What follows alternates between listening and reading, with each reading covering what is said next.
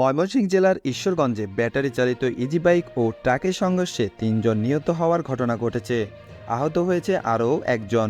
গত মঙ্গলবার দুপুর ২টার দিকে উপজেলার মাইজবাগ ইউনিয়নের হারুয়া বাজার সংলগ্ন ময়মনসিংহ ও কিশোরগঞ্জ আঞ্চলিক মহাসড়কে এ দুর্ঘটনা ঘটে। নিহতরা হলেন ইজি বাইক চালক তসলিম মিয়া, ২ যাত্রী রাকিব এবং জাহানারা বেগম। এছাড়াও এই দুর্ঘটনার আরও এক যাত্রীকে গুরুতর আহত অবস্থায় উদ্ধার করে ময়মনসিংহ মেডিকেল কলেজ হাসপাতালে ভর্তি করা হয়েছে। পুলিশ ও স্থানীয় সূত্রে জানা যায়, দুপুর ১:৩০টার দিকে ময়মনসিংহ থেকে কিশোরগঞ্জগামী একটি ট্রাক হারুয়া বাজার এলাকায় যেতেই বিপরীত দিক থেকে আসা একটি ব্যাটারি চালিত অটোরিকশার সংঘর্ষ হয়।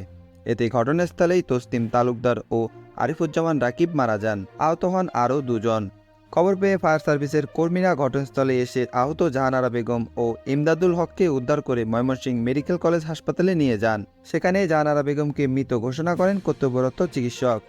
এদিকে এই ঘটনায় ঈশ্বরগঞ্জ থানার সেকেন্ড অফিসার আমিনুল ইসলাম বলেন, দুটি মরদেহ স্থানীয় স্বাস্থ্য কমপ্লেক্স ও অপর মরদেহ ময়মনসিংহ মেডিকেল কলেজ হাসপাতালের মর্গে আছে।